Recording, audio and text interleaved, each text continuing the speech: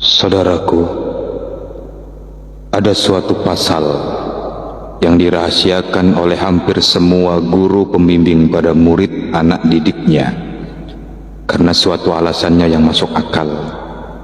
Pertama, karena pintu guru sejati itu tersembunyi, jadi tidak bisa dan tidak boleh mengajarkannya asal sembrono. Kedua, perlu dasar ilmu pengertian yang lebih dari cukup sebelum mempelajarinya, karena jika tidak akan pernah bisa paham dan mengerti, bahkan bisa gila, stres, atau sang guru pembimbing bisa dicap sesat oleh murid anak didiknya. Oleh sebab itu, tidak diajarkan kepada orang-orang yang belum pernah belajar tentang ilmu tauhid, sifat 20. Kenapa bisa begitu? Sebab hal ini berisi ilmu-ilmu khusus pelajaran mengenal diri atau tata cara mengenal Allah, Sang Pencipta alam dan segala isinya. Tujuannya supaya sempurna segala amal ibadahnya. Maksudnya tidak melangkai kodrat dan iradatnya sebagai manusia wajar. Untuk itu kita akan mewedarnya dengan terbuka, tanpa aling-aling apapun. Terserah Anda mau menyebut saya sesat atau kafir, karena inilah kenyataannya, inilah kebenarannya, dan silakan dibuktikan sendiri jika tidak percaya.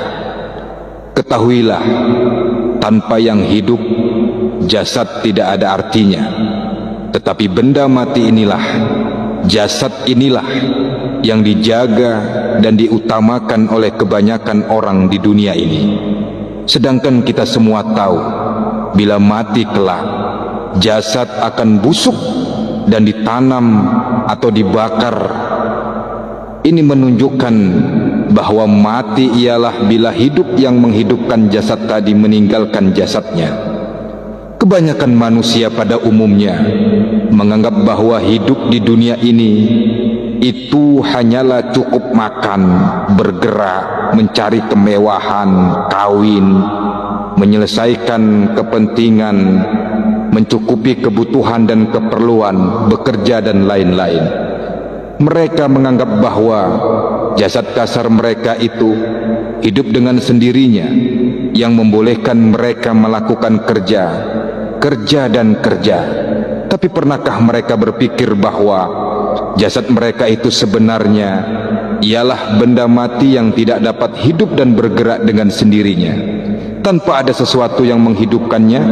Di manakah letaknya yang dipanggil hidup itu? Dengan adanya yang hidup itulah jasad kita itu hidup. Sebenarnya hidup itu diam di dalam jasad kita sendiri, dan dialah yang dipanggil diri sebenar diri. Tapi pernahkah kita berpikir tentang diri atau mencoba mencari dan mengenalnya? Persoalan yang akan timbul ialah, dari mana diri itu? Di mana letaknya diri itu? Terdiri dari apakah diri itu? Kemanakah perginya diri itu? Apabila jasad mati, atau dengan kata lain diri meninggalkan jasad? Yang paling penting sekali, bolehkah kita mengenal diri sebenar-benarnya diri kita itu?